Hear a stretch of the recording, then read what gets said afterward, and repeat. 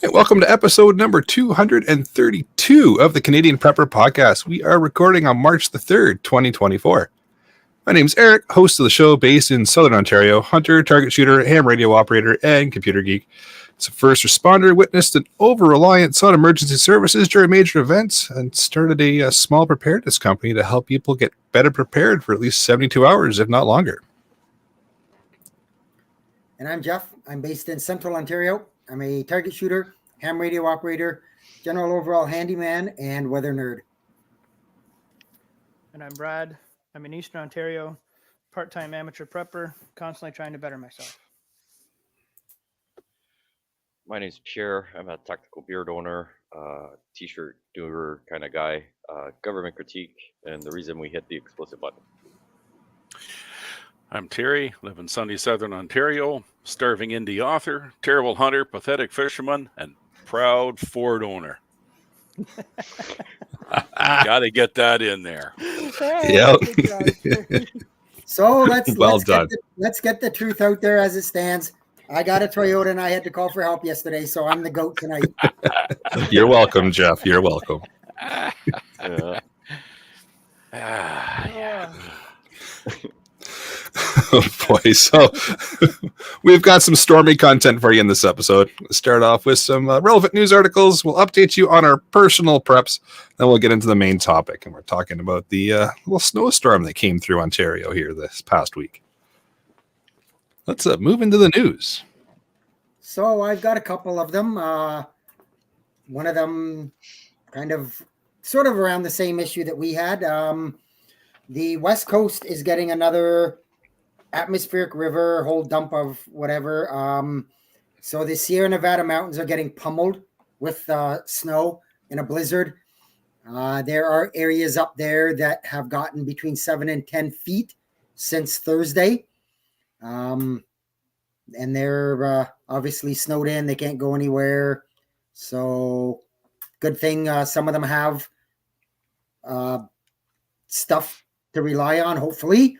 Some of them have obviously lost power, and they're not going to get it back till they can get in there and start digging. And then on the total flip side to that, for those who haven't heard, Texas is burning. I've got a link in there. I know it's CNN, but hey, cut me some slack today. They've had the Smokehouse Creek fire they've had. It's been going on for a little bit. It's burned. Shouldn't say it's going on. It's still happening. It's the largest fire that Texas has ever had. It has burned over, is it 1,000? I believe it's 10,000 acres. They're estimating around potentially 500 structures. So barns, houses, garages, you name it. And yeah, I think it's 10,000 acres because they figure they've lost about 1,000 head of cattle as well. So it's going to be interesting. Some well done beef. See what comes out of it. And I'll speak a bit on that. I know maybe people out there saying, well, wait a minute, Texas got a lot of rain this winter and they were wet. Yeah, they were. And what that did is that just caused the underbrush and the scrub and all that to grow more than normal. And then all of a sudden, when the rain cuts off and the sun comes out and it's 90 degrees, guess what? That all just becomes tinder for the fire. And that's exactly what happened.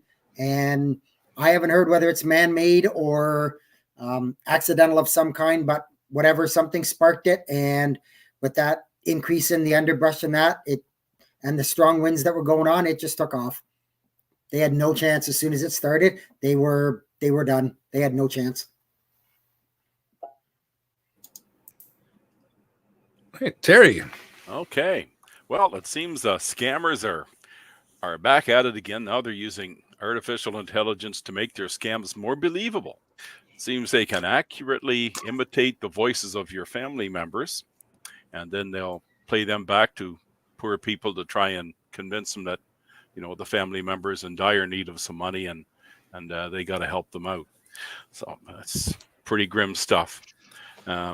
And on top of that, they're also using AI to infiltrate businesses. They're faking conference calls with employees and getting people on the go and getting in there and taking advantage of different businesses and systems.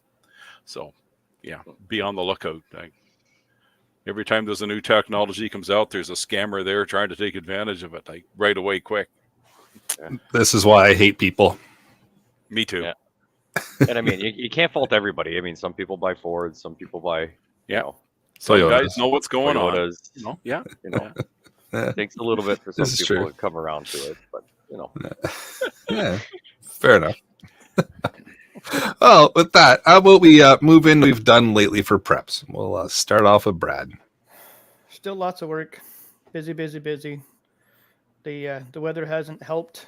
That it's been actually pretty mild over the last little while. That we are, personally for me anyways, the truck that I drive, we've just been overloaded with lots and lots of work. So I haven't had a chance to do much around here, but hoping to do a few things more on the weekends when the nice weather rolls around the next few weeks. So that's about it.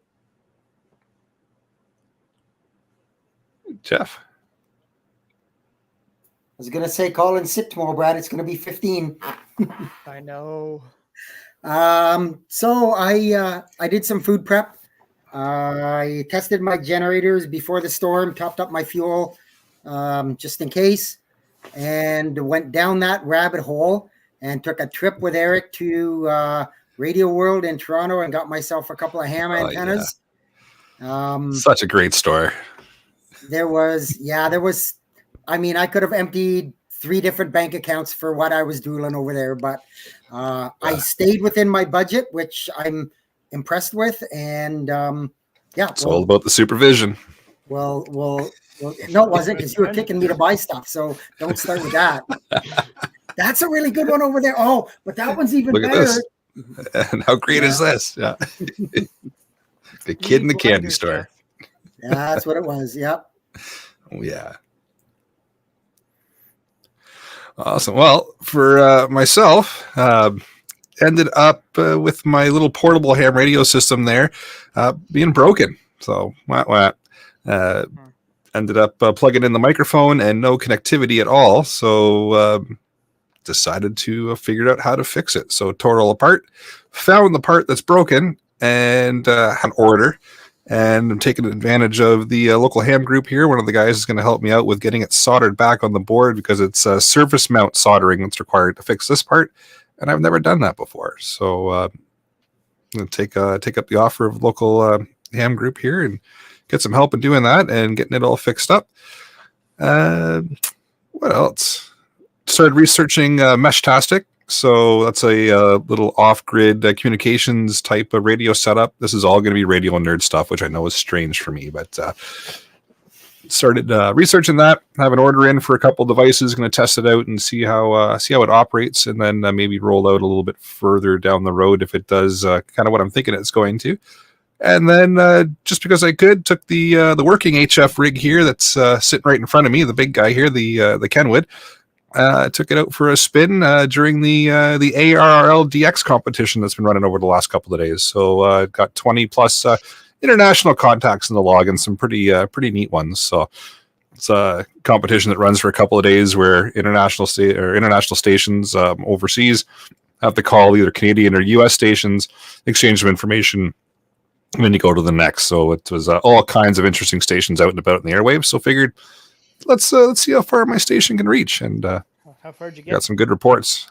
Let's see, I got Germany, I got where else? Spain, a couple other places, just on my wire in the backyard here. So it's pretty happy with it. Yeah, it's good. And of course, went with Jeff down the Radio World. So I'm assuming you took your truck. yes, that's how we got. That's how we got back. Yes. Keep pushing it, buddy. I have the power to send you home too. I'm already home. I know. And if I wasn't, I have a feeling I would at least be able to make it all the way there. From wherever you sent him home from. All right. So for me, a little bit of food rotation and prep. not as much as we wanted to, but did a big organization, sorted through stuffs, preps, getting all that situated in one spot. So now we're going to start going through our bags, redo the work truck with the weather changing, maybe put more stuff that's more for the summer months and spring months compared to, heavy duty stocks and this and that. Got all that ready with the supplies, all in one location finally, for the most part. And then now with the snow melting, we're thinking of how we're going to do the backyard. Because when we moved in, it was pretty much winter, so I want to get the camper here in the next once the ground unthaws enough and be able to hold it and not sink. So yeah, trying to figure out where we can put gardens, move this, move that, get the backyard oasis going for this week. Hopefully, the next few weeks, so that we can have a nice barbecue weekends in the backyard. Oh yeah, barbecue season is coming up quick. It never stops, but it's just way more enjoyable. Fair. Yes, this is true. But yes, the more enjoyable barbecue season is coming. Yes. Yeah. Oh boy. Well, for me, I did constantly tweaking the food storage. I was playing around with that, and I managed to get a little bit of range time in there the other day, which was nice. This is after the storm. I helped some friend take some maple syrup supplies into his camp, and while we're up there, we did a little bit of blasting, and and then I took the Ford out and made a successful run to top up the fuel containers after the storm because I burned a little gas in the generator during that event, so I topped everything And back off again. The Ford started. Oh yeah, and we filled it up, and it worked flawlessly as usual. It's what happens when you own a Ford. You don't have anything to worry about. Or you're just surprised all the time. Hey, it works. Yeah. Oh dear. Oh, that's good. Hey, is that everything for you, Terry? I think that's enough for me. Awesome. Oh, with that, we'll move into the main topic. So, the past week or so, the past week, just kind of watching the little group chat we have with the podcast channel or the podcast panelists here throughout the storm, watching everybody kind of check in with each other, say what's going on, watching the power outages here, power outages there, this is happening, that's happening. It kind of got me thinking we should probably touch on that as a episode topic because it just kind of brings home everything that we kind of talk about on the show and shows that being prepared for like these little things like a storm coming through is one of the big things we try to push out in the show. And it's not all doomsday, world's ending, everything's collapsing kind of preparedness that we always push and we always talk about. Sure, that's a thing that could happen, but it's the day-to-day routine things that happen all the time that we really want people to be ready for and have a little bit of preparedness and things set aside for. So watching everybody kind of talk about the fact that their preps were working, things that they put in place for power outages were doing what they were supposed to be doing, and just looking at everybody kind of reaching out to say, hey, does anybody need anything? Can we help you out with anything? Was just kind of neat to see. And I thought, why not do an episode about it? And we'll just talk about kind of what happened, what went well, if a couple of things didn't go well, what didn't go well, or what you would do differently, or what you may or may not be adding to your preps now that we've been through a little storm. And some had power out for as long as 20 hours. Some of us only had power out for 45 minutes to an hour. But I figured we'd do a quick reflection on what happened and what went right, what went wrong, and what we're going to learn, or what we did learn from it, and how we're going to go forward. So, for myself, just to touch on it. First off, the storm, we went from, what was it, about plus 12, Jeff, down to like minus 10 in about like no time at all. 2 hours. Yeah, when I checked and kind of the day before, I'd kind of thrown it out to people. Hey, you know what? This is coming. We're going to get this flash freeze. When I looked at my temperature at 10 a.m., it was plus 8. And at 7 p.m., it was minus 7. So in Crazy. less than 12 hours, we dropped, 15 degrees? Yeah. We dropped 15 degrees in about 9 hours. Which just crazy. And we're talking Celsius here for our American friends. Real temperatures. Yeah. Well, yeah, with that brought a flash freeze, some interesting weather. We got really good whiteouts going on, some good snow happening, and of course with that comes power outages, right? And some high winds. The winds were crazy. Yes. There were some pretty high winds here. I don't know what you guys had out east, but for us, we had some pretty good winds just come up out of nowhere. Yeah, so You guys have the same? just to kind of speak on that a little bit. So, in my opinion, this is my personal opinion. I think we got off pretty lucky with this one. As Eric said, we had that sharp spike or drop in temperature, which as much as a lot of people didn't like it, I think that was really what saved us. Yes, we went from rain to snow, but we missed the ice. The drop was so fast, you may have gotten 20 minutes, a half an hour of some ice pellets, and you were into snow. So yeah, if something was on the ground, it froze. The roads got icy, sidewalks got icy, but you didn't get that more gradual drop where the ice had an opportunity to kind of really entrench itself and have an hour or a couple of hours of some ice accretion. If that would have happened with the winds we had, a lot of us, I think, would have been in a lot more trouble than we were. So it was bad, but it could have been, like anything, it could have been a whole lot worse. But that part of it for me saved us. Yeah, there's trees down, not so bad here. I'll throw a quick thing out there, just gradually south of us. I snowmobile a lot. We have a rail bed, and the day after the storm, somebody reached out and said, hey, you know what? There's all kinds of trees down. You guys are lucky. I ran over one, but I didn't damage my sled. And I kind of sent him a message back and said, trails were closed for that reason. You shouldn't have been out there. Good luck with getting us to pay for your damage because you rode on a closed trail. So anyways, and he blocked me after that, by the way. So, which really broke my heart, but I'm sure you're all shook up about that, Jeff. Yeah, I am. So, there were reports of trees down, which is not uncommon when you're getting that kind of wind. But again, add an eighth or a quarter inch of ice on those trees, and you've got a whole lot more problem. Got the big ice storm that went through, what, 98? Yep. 98. Yep. No, it was like Jeff was saying, it was interesting. It came pretty quick. Thankfully, we had that heads up. Jeff was kind of throwing that messaging out in the chats and the Discord ahead of time, so we knew something was coming. And you never really know. Like, it looks like something's coming. It might fizzle down into nothing. It might be a huge storm that comes through. But we always kind of get things ready to go. And luckily for us here, we lost power for, it was about an hour, maybe. And luckily enough, it went out after the kids were down for bed. So it had no impact on them. There was no worry with them being like, hey, what's going on or what's happening? They were already asleep. So that was perfect timing. The power's going to go out. Best time for it to happen. Generator kicks on 10 seconds later. So we've got the automatic standby Generac here.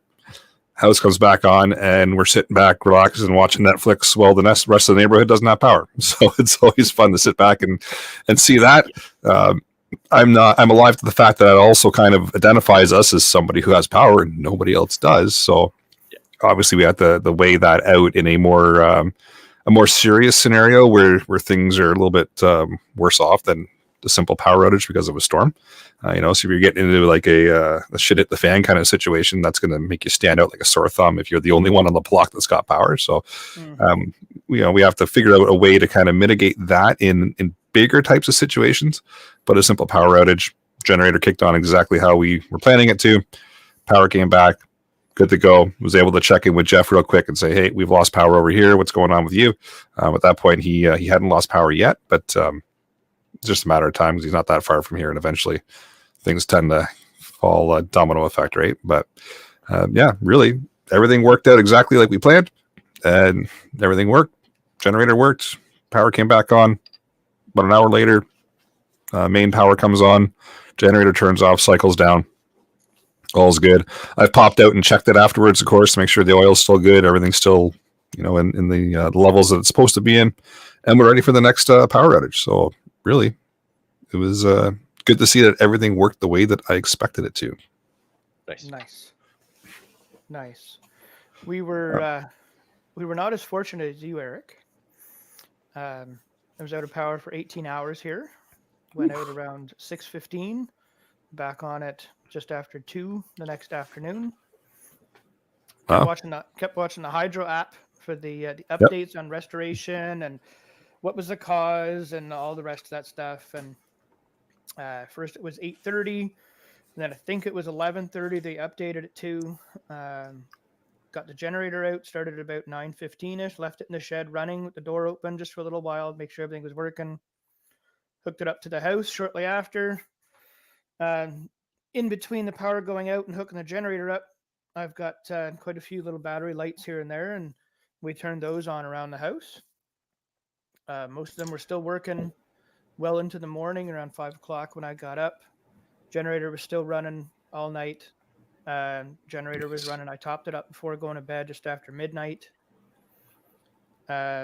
Just after we lost power, some friends of ours down the road called and said, "Hey, can we get some candles?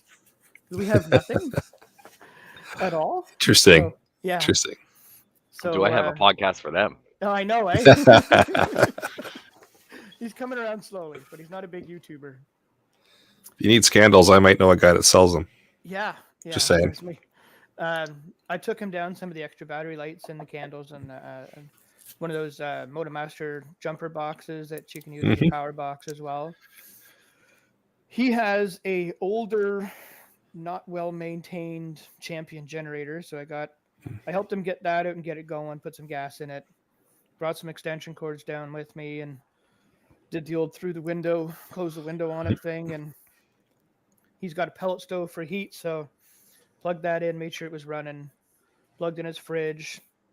They've got a deep freeze, but told me, don't open it. If you don't need it, don't open it. Basic stuff. Can't run the fridge and the microwave at the same time. Those kinds of things. Got him going. He was good. He checked in around, I want to say around 11:30ish or so. And he had found some gas from a neighbor, put some in it. Next morning, I ran to Cornwall to get some gas for myself and for his generator. Went over, put some into his, went to work. Lots of winds throughout the night. Hardly any tree damage that I saw the next morning. Haven't heard of any injuries or any big house fires or barn fires or crashes or anything like that. And even though there was lots of wind, I before the storm hit here, I went around the yard and put things away, and nothing moved in my yard. And generators put away again, full of fuel. Got all my batteries changed out and all the lights, and my Ryobi batteries charged back up again for the next one. And lesson learned, and off we go. Nice. How much fuel did you go through roughly in that amount of time? About 3/4 of a tank. I've got a Furman 3500, I think it is, or 3560 or something. I had a half a tank in it when I started it. When I had it running, make sure everything was good. There was about half a tank. I turned it off, filled it, brought it over to the house, ran it throughout the night. Next morning, it was, I want to say it was almost empty. Ran to Cornwall and picked some gas up, and then filled it halfway, and then went to work. And then wife called me just after 2, I would say about 2:30, 2:40, and said, "Power's come back on." Told her, "Okay, go turn the generator off. Do this, do that, do the other thing. I'll take care of everything else when I get home." Nice. Now, how's the generator hooked up to everything? Is it extension cord through the window, or are you doing like a pass-through setup or Generlink, or? It was through the window, just extension cords through the window. I do have the Reliance through the wall system. We were hoping to wait until our back deck was built this summer to put it permanently mounted just next to the deck. But I think I'm going to change that location to, Pierre, you would know where this is, where the old side door was, where the window is now. I think it makes better sense because it's right at the top of the stairs, so I can plug things in there and run them down to the furnace and the well pump. And then the kitchen is right beside it, so I can run over to the fridge with it, or the stove, the coffee maker. Well, not the stove, but the microwave, the coffee maker, that kind of thing. So I'm hoping to get that done before next Sunday and have that in. Perfect. Lesson learned, right? Oh, absolutely. I should have done it in the summer when I had the chance to, and I wouldn't have had to worry. Huh. Even just evaluating now through that experience, going, okay, now I can see moving it here versus where I wanted to is going to work a lot better. Now that we've kind of tested things out, just learning that through the power outage, right? Oh yeah, It's and good. I've noted what extension cords I use, so now those are going to be taken out of the regular circulation and a label put on them. Those are for this only because they reach and Nice. they work, and there was never any problem with it. So yeah, lesson learned, like That's you good. said. Well, it's awesome. And mentioning extension cords, that actually reminded me. There's a couple of things in the house here that do not run on the backup generator when the standby generator fires up. One of them is the internet router and like all the computer nerd stuff I've got in the server rack here. Which yes, I have a server rack because I'm a nerd. It was funny. As soon as the generator came on, I just knew. Went over, grabbed the extension cord I used for that, run downstairs, run the cable over to the rack, plugged it in, and away we go. But I already had it planned out. I know where that cord is. I know that that's the one that I use if the power goes out. I know where to plug it in, where to run it to. I've already got battery backup on the rack anyway, so I'm good for about 45 minutes. So I don't have to do it instantly. But having that organization, and that took a couple of power outages to learn how to do, right? Because it was looking around for which cord do I take? Which one do I run? What plug do I plug into? Where do I go with this? Which, what do I hook up? But this time around, I was able to just go, oh, okay, yeah, here we go. Run it over. Done. Didn't even think about it. And away we go, because then we can sit and watch Netflix while everybody else doesn't have power. So while you're being proud of yourself that you have that backup generator, which I don't doubt is really nice. My neighbor, he has the same kind of system. Mm-hmm. Pierre, you know who I'm talking about. Yeah. The power went out here at around 6:15, and everything it was dark. Yep. The only thing on was those little, actually they're right here. These. Right. The little plug in the wall tap night lights. lights. Yeah. And as soon as they came on and we realized what was going on, I heard my neighbor's generator start up. Yep.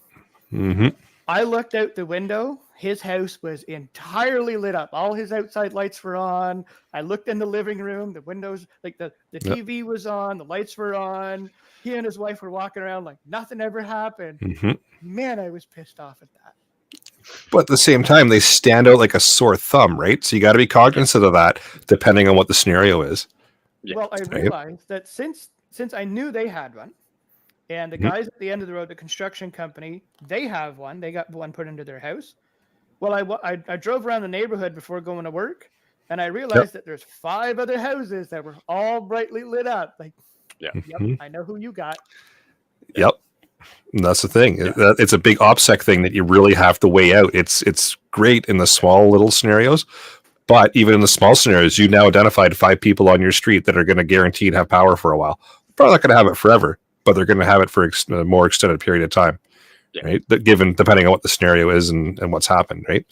But as long as they've got a supply of fuel, exactly. As long as they got a supply of fuel for it, I got my neighbor right here beside me is a propane one. My parents, a couple of towns over, they got one put in over the summer, and they're on natural gas. Right. I don't doubt that the other people in this neighborhood, they're all on propane. Yeah. As long as they got pressure, right, they'll have power. But now what I don't know is, do they make ones like the standby Generacs that are dual fuel, like gas and propane? You can flip them. You can flip them. There's a switch inside that will let you flip it to propane versus natural gas. Yeah, you can't get regular gas. It's either propane or natural gas is my understanding. Right. Yes. Yeah, that's correct. Yeah. Okay. Yeah, that's part of my backup plan. The future proof and just disaster proof my setup is to get the propane tank here, and then I can flip back and forth. Right now mine's natural gas. So yeah, same. And I mean, the nice thing is, most propane places will they'll come to your place, and you or old place where we were renting. Asked, hey, do you guys fill up propane tanks? And they said, we'll fill up 100-pounders.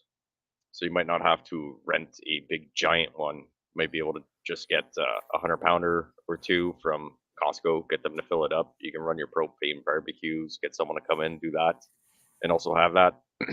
Might not be a good backup compared to how much those big tanks are to rent and everything. Now, obviously, you're not going to have as much, and you're responsible for them to replace them and everything. But most of them will fill up 100-pounders at your house. So if you have 2-3 of them at your house, probably set up an account, get that done.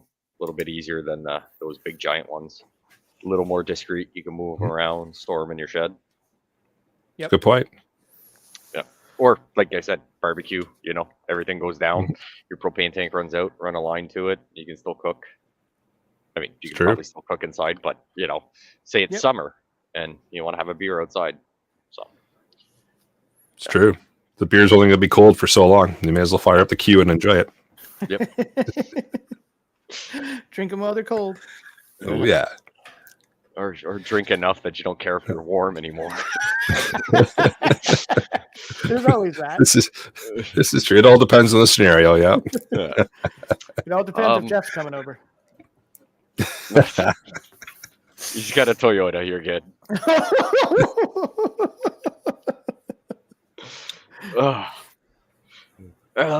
For me, good storm. It was nice. We were thankfully not bothered. No power outage. No nothing for us. I don't even think our power flickered. So we were lucky. But just hatched everything down, went outside, got a few things on the deck, and we've got a little wonky screened-in porch that we wrapped in plastic as storage. Went and made sure all that was still strapped down and not going to blow away, so there's not a bunch of stuff flying around and all our shit getting ruined. Checked outside, moved a few things out of the wind, just so a gas can or a 2x4 flying down the road or whatever. It was tucked away around a corner where the wind wasn't going to hit it and stored away from the elements. Nothing for us. We had everything ready. I guess we'll have to learn this lesson at a later date for us. Hey, but yeah, it's just you gotta deal with the cards you're dealt, right? You got a good hand. Yep. So it worked out. It was nice to see. Just the weather changed so drastically. Go from plus 15 to minus 20 the next morning, and the crazy windstorm you could see on the street lights and everything, and all the lights outside. We had people's sheds, doors banging on stuff everywhere, but we were good. We weren't bothered. So I guess we'll have to. Kind of works out because we knew where everything was, but I was like, it's going to be a pain to dig that out. So it's good. A good test for the new house, right? Yeah, so it's going to be okay. So we got to get into the shed a little bit and organize it because a few of the cooking stuff that we all know where it is, and the propane tanks and the lines and stuff that we needed was all kind of just behind stuff. So you'd have to go outside in the dark and move a bunch of stuff. So we knew where everything was. Battery packs are charged, flashlights in daughter's room, our room. Mostly around the house, we've got the similar lights as Brad has. When there's no lights, it's kind of a night light, but when the power goes on, you can use it as a flashlight. So I'm like, we're never, completely dark. Yep. But yeah, make sure we knew where the food and water was and waited it out. Very nice. Something I've been lucky to get my hands on are the commercial emergency lights. You plug them in. There's the little battery box. It's got two light heads on them. You can move them. Well, a couple years ago, there was a hardware store, major chain that was taking down their old store and building a new one. I've been in there a bunch of times, got to know one of the owners, and I asked him if I can go in and scavenge whatever I can find from the old building. And he gave me some particulars. You can't touch this, that, the other thing, but everything else is up for grabs. So I was able to get 2 of those emergency lights off the wall, just plug-in ones. So I have one downstairs in my bathroom that one light points up to the ceiling and the other one points out to the door, so you can actually find where the bathroom is. And then the other one is in my shed, does the same thing, points to the front door and into the shed. And they're good for about 90 minutes or so, depending on the battery. They came on flawlessly.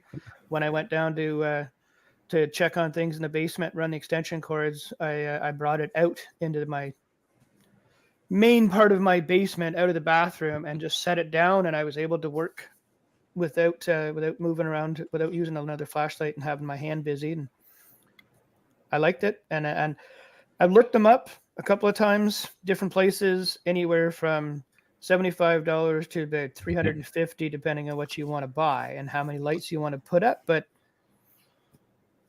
something to keep in mind, if you want to be that person, you can get batteries that last 2 or 3 days for 2 or 3 lights like that. And they're only 6 volt. You have to be careful. You can't just run 12 volt batteries on them. Right. Yeah, you just cut the battery in half. That's the trick. Yeah. Let me know how that It's on the internet now. It must be true. It must be true. Pierre said it. It must be true. Okay, I'll try that. I'll get back to you later. Not only did Pierre say it, he said it on the internet.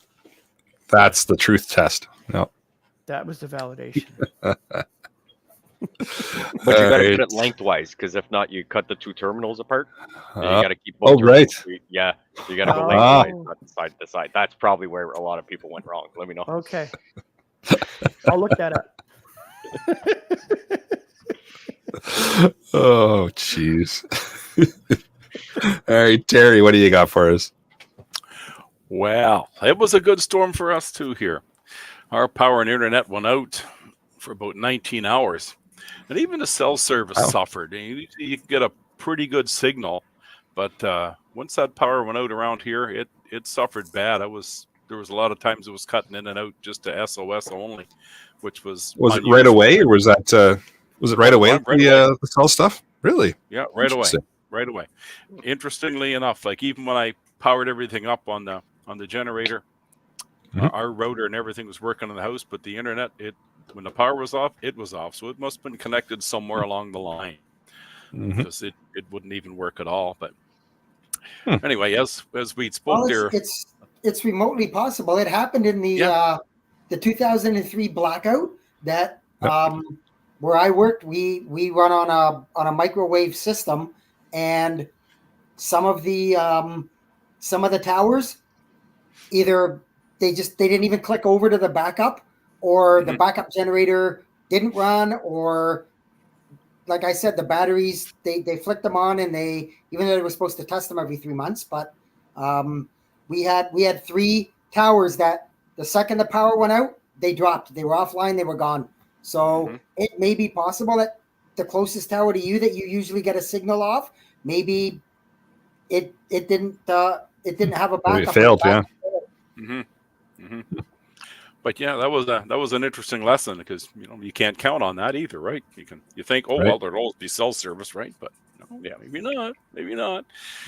But we didn't have any issues. Like a few podcasts back, we talked about this Generalink system that we installed here, and so this was our first real trial run of how it worked for us. So once the power went out, I went out and hooked her up, fired up the generator, and started turning things back on inside, and we pretty much had the whole house powered up. Like everything was working. We had hot water. The well pump was working. We could run the kitchen stove. I wouldn't want to turn everything on at the same time. So we got an 8,500 watt generator. It'll run quite a bit. But, if several things happen to spike on at the same time, it would probably pop the breaker. But, we'd be careful what we did, and everything worked great. So we're as snug as a bug on a rug. No issues whatsoever with that. And it was out for like 19 hours. And during that 19 hours, I put about 20 liters of fuel in the beast, because we left it running the whole time. So, that's the major limitation to something like that is, how much fuel you've got stocked. And I'm okay. I could go for a week or so without running out of gas. But you carry the 1, divide by 2. That's a lot of fuel. Yeah. Yeah. You got to make sure you got you got a fuel supply or close by. So, but I'm completely happy with it. It worked really good. And again, we had the winds. We had a lot of trees down. That's why the power was out on our particular road, was there was a few trees down. And that took a while for the hydro to get caught up and get down to our little back country road where we are. So, but we eventually got here, and everything was good. What's the size of the Generalink you have there, Terry? Oh God, it's they come in amps, don't they? Yep. I think it's a 30. I Okay. think there's a, or was it 40? And there's a bigger one. There's there is a a 30, bigger one. 40, and 50, I do believe. Okay. I can't remember if ours is 30 or 40. It's not the big one. That much I remember, because they give us the option of a bigger one, and we said no. So I'd have to check to be sure, because I don't remember. And you were Terrible. able The to white run hair. everything. But yeah, it'd run everything. We didn't have any issues. Awesome. We didn't have Good. any issues. Again, I think you'd have to be careful what you were trying to do too much at one time. Of course. Yeah. Like if we wanted to run a lot of hot water and have the water heater kick in, I'd have turned the well pump off and a few other things. But we were just careful what we did, and we had no issues with it. So I have an Yeah, you got to older- pay attention to the things you do a little bit closer when you're running on a generator, obviously, but you still have the ability to run it, which is nice. yeah. So it was great. We had all the lights on in the house, and if we the TV worked, because we got satellite TV, so everything was fine. It was just almost like a normal day. There you go. And sorry, I Brad, I have cut you off there. I have it's all right. An older, I guess you could say it's a China clone generator. It's a 7,000 watt that's sitting in my shed. That it hasn't run in a few years, and I've been trying to get at that it hasn't run in probably 5 years, and I've been trying to get at that for about 2 years to get that running. And it's a key start, so it'll be easy for the kids or the wife to start it. Hoping that's the plan anyways. Put it right where I want to put that through the wall piece right here at the house. Build a little box for it to sit there. It's got I want to say a 25-liter tank on it. But the eventual plan, you've seen it, Pierce, that blue one in my shed. Yeah. The eventual plan is to get a Generalink. The ultimate goal is to be like Mr. Eric up there, have one of those. But Hey, the next it came with the house. I have to put that out there. I know you didn't install it, but the next best thing would be to put that Generalink in and put the generator box there, and it just sits there. Put fresh gas in it every few months and some stabilizer and a cord with it. Be able to walk out, start it. Have my youngest here is almost 14, and to have her be able to walk out and start it for me right away. So if she's at home alone, she can go out, plug it in, start it. Okay, go back inside, lock the doors, turn the lights off. But we know the house is fine. Right. That brings up a good point, though, is making sure that family members around, if, say, you're not around when power outage or something happens at the house, are aware of how to do it as well. Right. Yes. And building in that contingency plan of, okay, I'm not home, but my wife knows how to do it, or I'm not home, but my daughter knows how to do it, or they're both home, they both know how to do it. Right. That's important to build into your plans as well, and make sure everybody knows, okay, power goes out. In my case, count to 10, listen for the automatic transfer switch to kick. If it doesn't kick, something's up, right? Yeah. Same thing. Go out, prime the generator, get it ready to go, push this, pull that, start it up, plug this in, wait a little bit, then plug it in, run things. Important to get everybody else kind of in the know of how to do it, so that when something happens, they can just go. Yep. Right? Yours is nice because, it just comes on automatically. 10 seconds later, hey, the power's on. Yeah. At the same time, if it doesn't come on, now I what? got to worry. Yeah, now you got to Now, it's not as easy to fix as, say, the portable generators you guys have, right? Where you can troubleshoot it a little bit, finick around with it, and make it go. I'm not sticking my hand in the breaker box here. I want to see the end of the storm and see the power come back on, right? So You'll see the light. Don't worry. Oh, I'll see the light very quickly. Yes, this is true. If I Very, stick my very hand in the bright. breaker Only for a box, yeah, second. it'll be very bright. Yeah, and I don't want to see that light. So there's that. So there's pros and cons to both system, right? And So here's that's the why I question have a for you, backup Eric. portable one. You do have. That's what's going to be my I question. do. Do you have another Mhm. one? I That do. If you needed Yeah. to, you can throw it through the window. Throw the Yep. cord through I've the got window. a Furman dual fuel, so it runs on propane or gas. Nice. That's my my backup. I got a standby as well.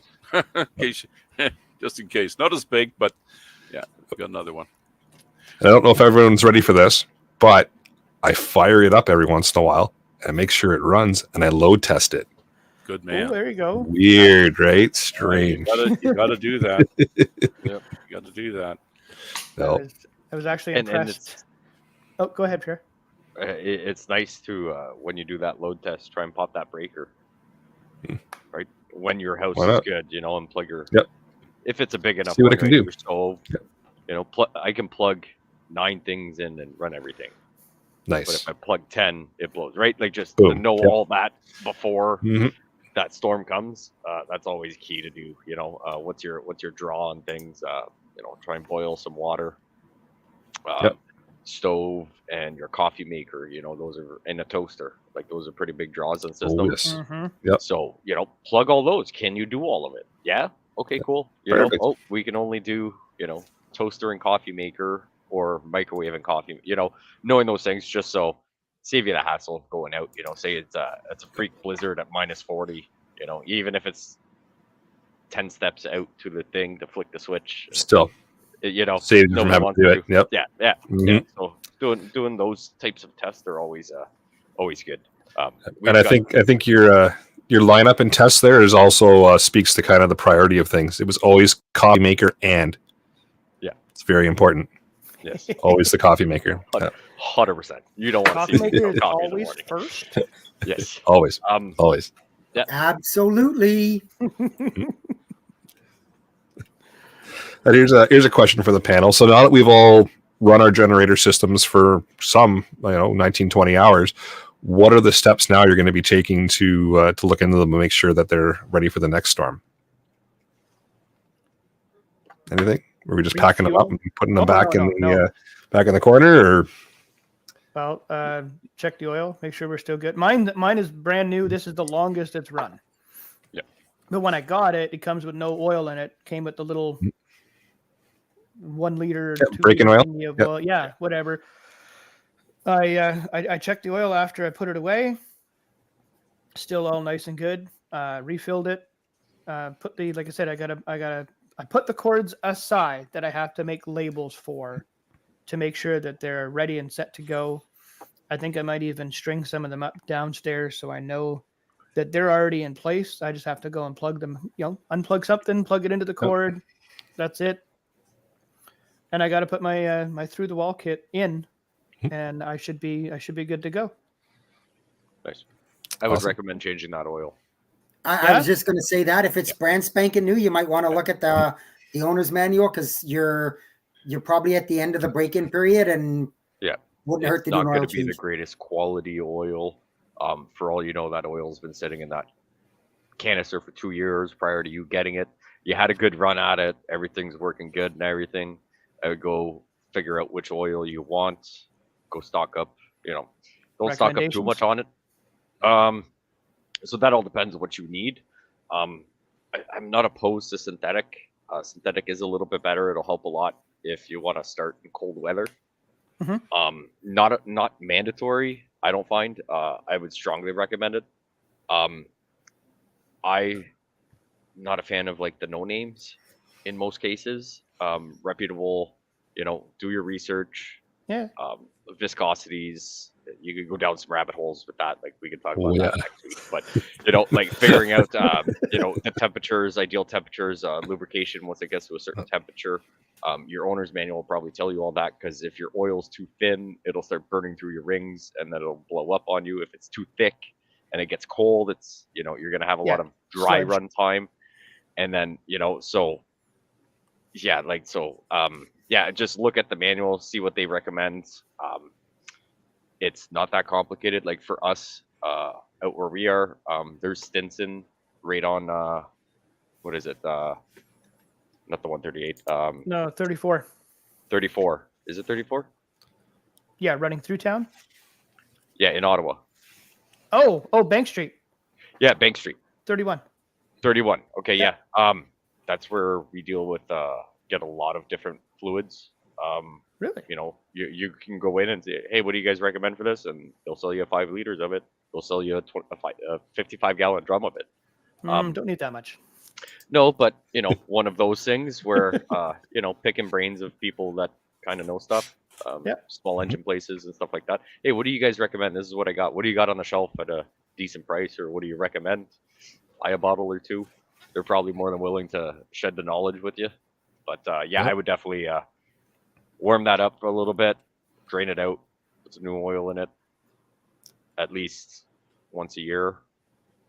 Oil change, just calendar year, or if you use it a lot, 100%.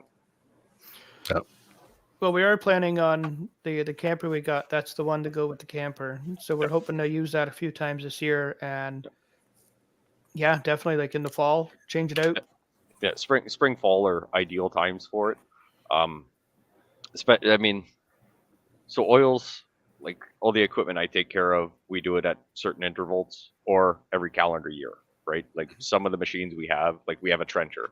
It's literally all it does is make a trench. Like we put like 20 hours on it. Yeah, we put like 20 hours on it in a year because it only has one job. It makes a giant hole in the ground and then that's it, right? It gets used for 20 minutes. So we do it every calendar year.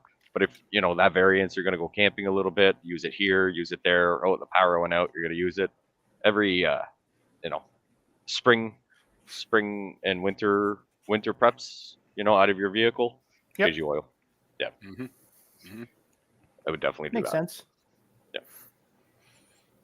Yeah. And Awesome. also look at what their recommended runtime and downtime is. You'd be surprised that I bought a generator. I can just gas it and run it for a week straight. No, I know that when you can't.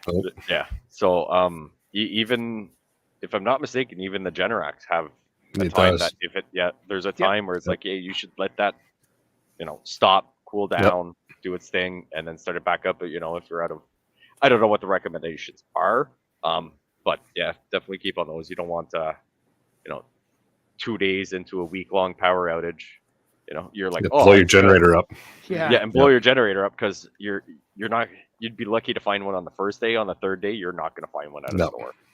No, you're not going to find one at all. Those Generacs, Eric, can you turn yours off?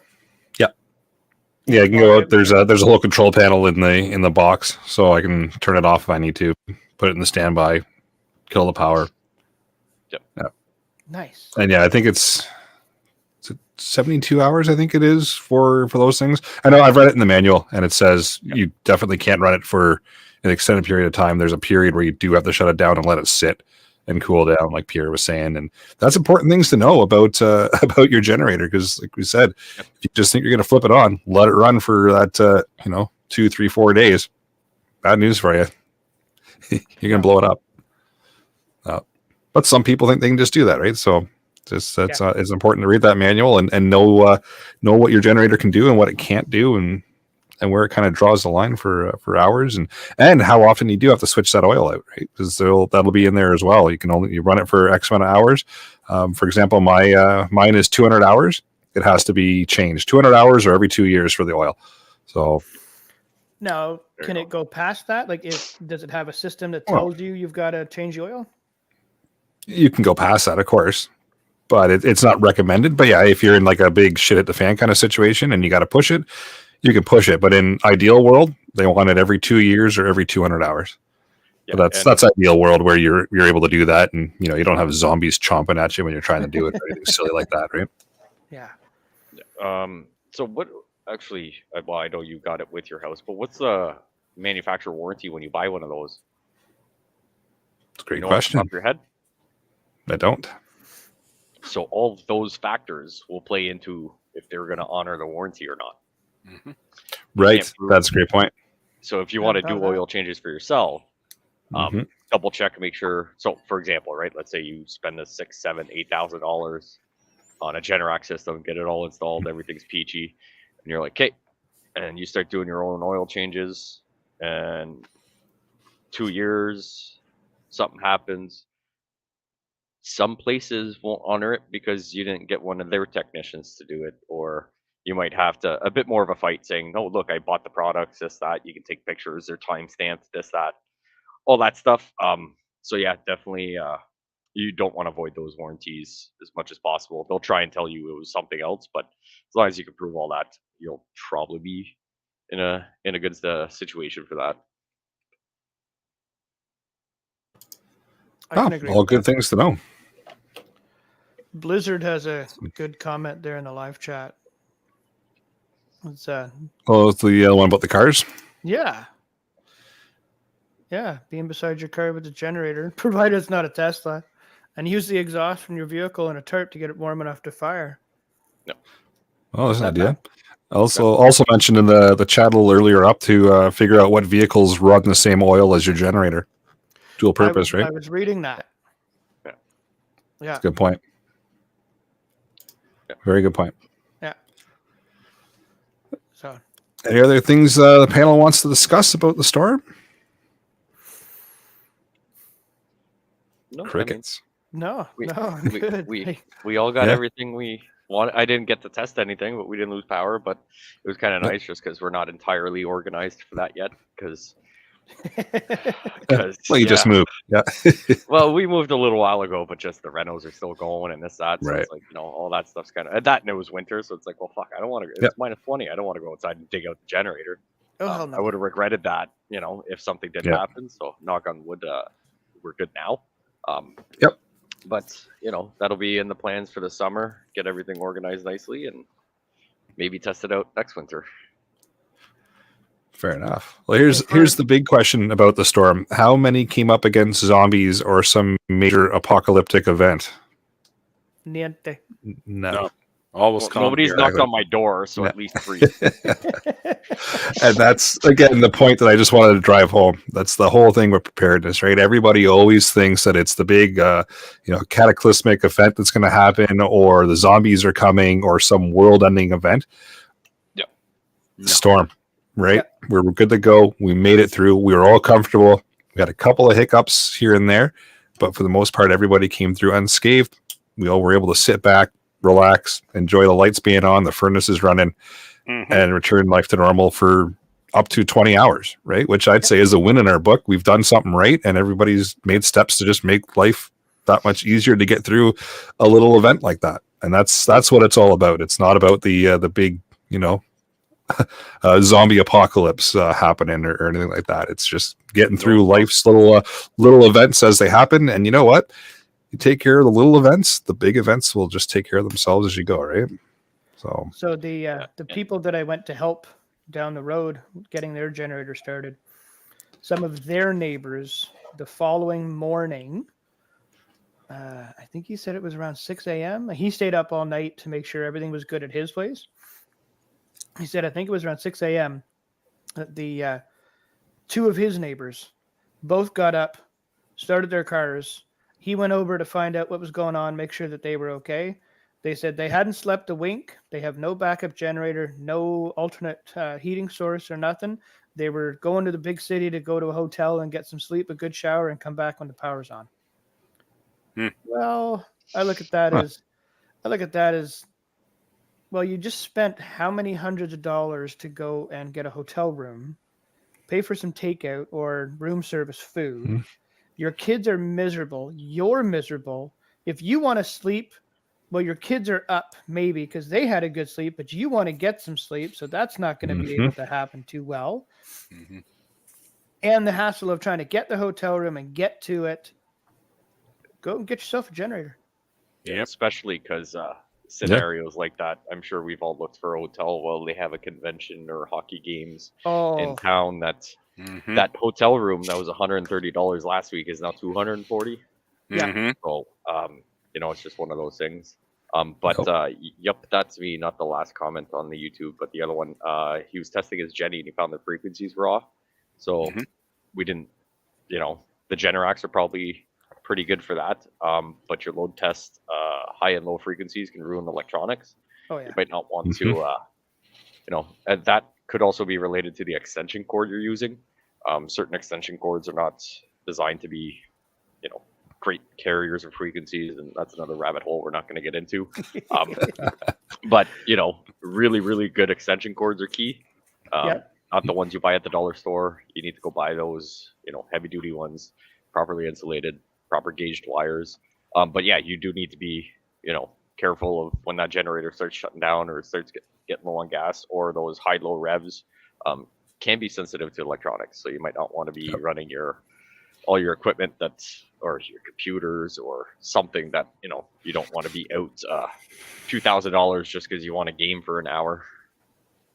Yeah, it's true. The other side to that for generators is was it a regular, a portable generator or an inverter portable generator? Mm-hmm. I told the family here, do not plug the computer, the router, the TV, the cell phones, nothing like that gets plugged into the generator. We have plenty of power banks here, and I've got those Ryobi battery topper pieces, 2 of them that Eric printed out for me, which I still haven't made yet. I got a couple of them floating around here. Yep. Oh, sweet. Yeah. But plug those in for your cell phone chargers. Don't run Yep. the TVs. Good point. Don't run any of the sensitive electronics. I know that some CPAP machines you can't run off a generator. Right. You will blow them. You need an inverter generator for those. Right. Yeah. Some microwaves won't work either. Yes, I have heard of that too. A microwave blew up. The guy had it on for 30 seconds. Yeah. Bang. Doesn't work anymore. He blew the coils inside because it needed a steady, constant sine wave power. Something to keep in mind. All good points. Do your research and test things out ahead of time, right? Yep. Yeah. Weird. Who would have thought that would come up in the podcast? No. And someone said they found a conversion kit on Amazon for like $45-50 to retrofit, make it dual fuel. So yes, I've seen those. That's I would say that's worth the $50. But also be prepared that your generator may blow up. So that is also a thing, for $50 might be out, $500-600 if it doesn't work.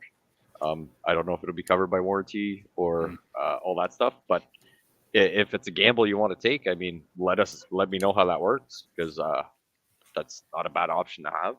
But just be careful that that can go sideways real fast, especially on Amazon. I mean, it's better than Temu, but or Wish. but true. True. But the other thing you've got to be aware of running propane as opposed to fuel is, and I'm assuming it's just because of the way it runs, but most of them, if you're running propane, you have less wattage to be able to run with. Like, I know my dual fuel is, I think it's 4,300 on gas and only 3,900 on propane. Yep. Yes. Yeah. So your wattage will change, so you'll have to figure that out if it's not predetermined like the one you have. I'm sure there's a way to check it. I don't care to really think about it right now, but yeah. So you might not be able to run everything you normally run if you switch it to propane. That's a thing you need to take into consideration. Yep. All good points. Very good points. Yeah. I know that the tri-fuel, the natural gas is even less. Yeah. Yep. We might have to do an episode on just generators. Hey. There we go. Yep. That might be fun. Awesome. Well, let's say we move into the podcast challenge, unless anybody has any last minute thoughts. One quick thing. Take your spark plug out. Check it. It's a little carboned up. Clean it off. Get an old toothbrush, some good cleaner, let it dry out, all that stuff, and get your spark plug to stay clean and carbon free. It will definitely help with everything else. So great point. Running for a while and you haven't used it in a while, take it out. Might be a little gummed up, depending if there was some bad gas or gummed up gas at the bottom or whatever. And if you're unsure of that, start taking the carb apart and doing the same, because it'll be the same in the carb. So general maintenance, be ready for the next one. Yeah. Yep. I like it. All right, let's hit the podcast challenge. So review your preps, restock anything that you may have used up, or just perform some maintenance on those generators if you did use them during the recent storm. All right, upcoming events. We've got the annual Prepper Meet coming up. If you want to touch on that, Terry? Yes. That's July 11th to the 14th. So put it on your calendar and come on out to beautiful Dillsborough, Ontario for a fun long weekend of super exciting prepper stuff. Meet some fine folks and learn a few things and have some fun and practice camping and using your gear. So we're just starting to firm up our presenters now for this year's event. So, if you're following along on the website or the Facebook page, I'll be starting to put on some updates as to who's coming and what they're presenting very soon. Within the next couple of weeks, that should be should be starting up on that. So keep an eye out for that and any updates as to what's going on. And advance tickets are still on sale. Save Time a to get 'em shekel. now. Buy now. Yep. $100 for the weekend. You can't go wrong with that. That's cheap camping and fun. It is. Good folks. Oh yeah. So And $100, training. $100 for the ticket, and you said a couple episodes ago, Terry, that might be $20-$30 for a camper.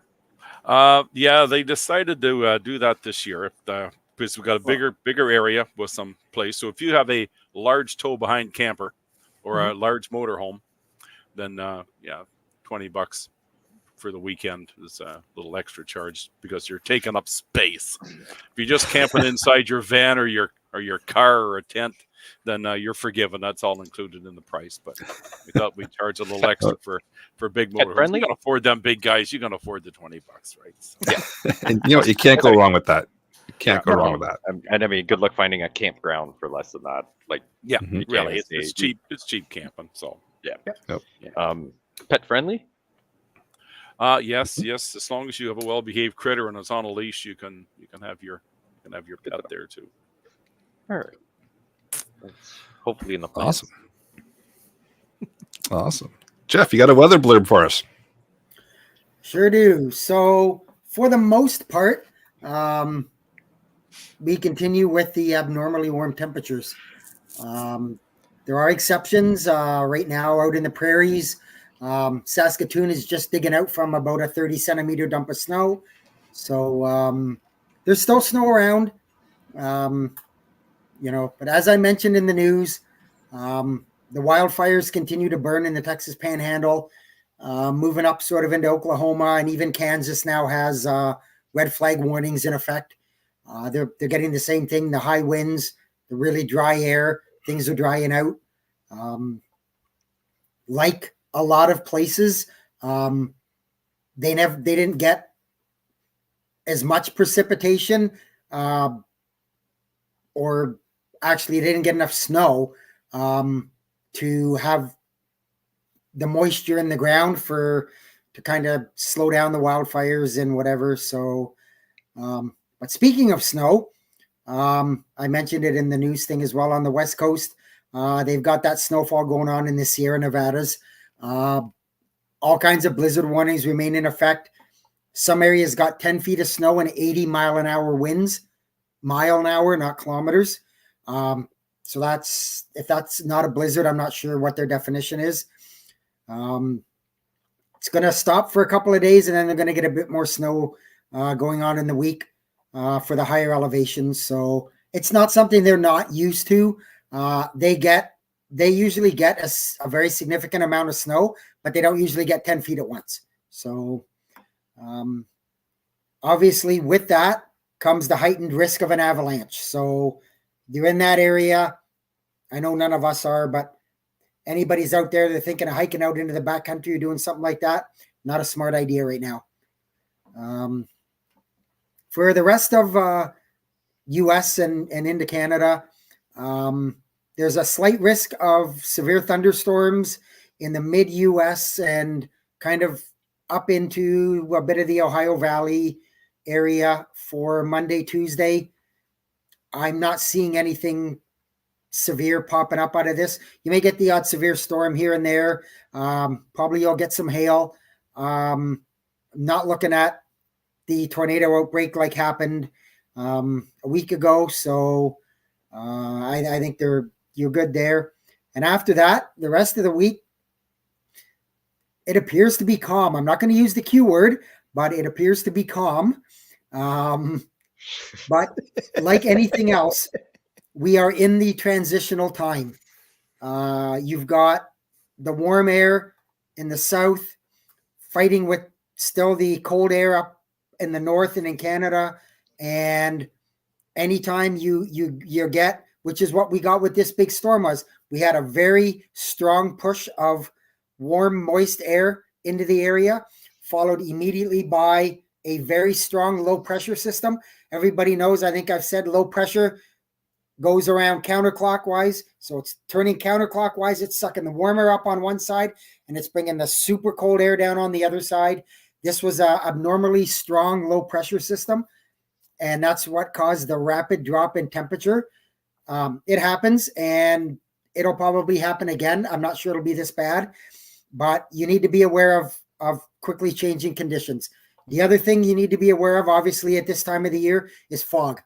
A lot of places now, the air's warmer than the ground, especially at dusk, dawn, nighttime. You're going to get fog, and it's going to go on for a few weeks, I think. So just be aware of that if you've got to go out at night, that you may encounter some pretty dense fog.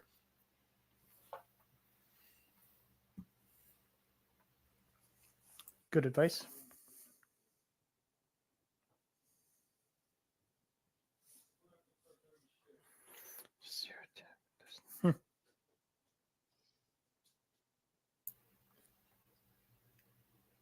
And are you still alive there, Eric? Or I think he is frozen. I think so as well. So I'll take over for him there. So we'll bring episode 232 of the Canadian Prepper Podcast to an end. You can find the audio part of it on iTunes, Spotify, or your favorite podcast app. Please submit a review. It encourages the algorithm to promote us and helps other people find us.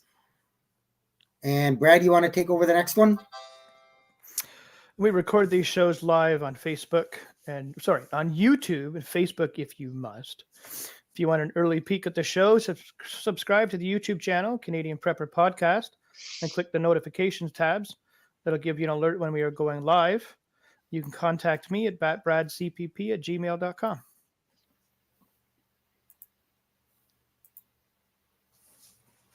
Pierre?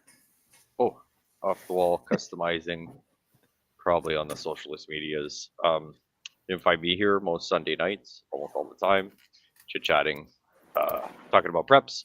And on Monday nights, you can find me on the YouTubes for the other CPP Canadian Patriot podcast, Why We Talk You Should Prep to Government.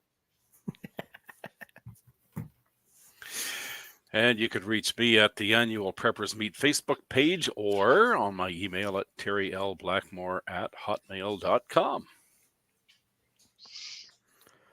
And if you want to check out Rapid Survival, you can check them out at rapidsurvival.com, where you can get Eric on the live chat if his computer wants to work. Maybe it's a Chevy computer. I'm not sure. I think it might be a Chevy computer. If you want to reach out to me, you can reach out to me at feedback@prepperpodcast.ca, or I am frequently on the Discord. So thanks for joining us tonight. Until next time, be prepared, stay safe.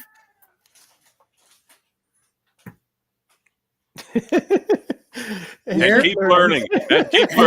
I'll jump in there for the Toyota man. Thank you, guys. The Ford guy to the rescue. All right. Thanks, everybody. Nighty night, guys.